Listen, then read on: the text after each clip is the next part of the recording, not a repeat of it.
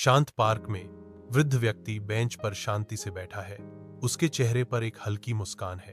वह अपने खुले हाथों से बीज बिखेरता है, जो जमा हुए कबूतरों के प्रति एक दयालु इशारा है। कबूतर आत्मविश्वास से करीब फड़फड़ाते हैं। उनकी निगाहें पेश की गई दौलत पर टिकी हैं।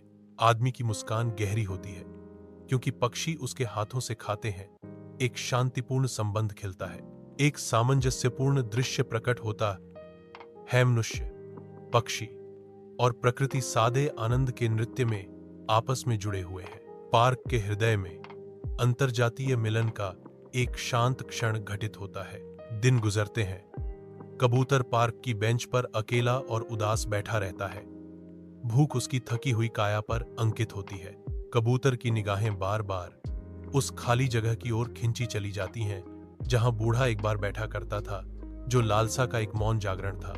पार्क जीवन से गुलजार है, फिर भी कोई भी कबूतर को सांत्वना या सहारा नहीं देता, जो शांत निराशा में इंतजार करता है। कबूतर की आंखों में गहरी निराशा झलकती है, जो दयालुता और संबंध की अनुपस्थिति को दर्शाती है। कबूतर बैठा रहता है, आंखें स्कैन करती हैं, आदमी का इंतजार करती हैं, भोजन की उम्मीद करती हैं। एक अस्पताल के कमरे की निर्जन सीमाओं में एक बूढ़ा आदमी बेजान पड़ा है। उसका चेहरा दर्द से भरा हुआ है। उसका नाजुक शरीर कुरकुरी सफेद चादरों पर टिका हुआ है, जो भेद्यता और घटती ताकत का एक स्पष्ट प्रतीक है। बाहर पार्क के ठंडे विस्तार में एक अकेला कबूतर जमीन पर बेजान पड़ा है। पक्षी की शांति आदमी की तरह है।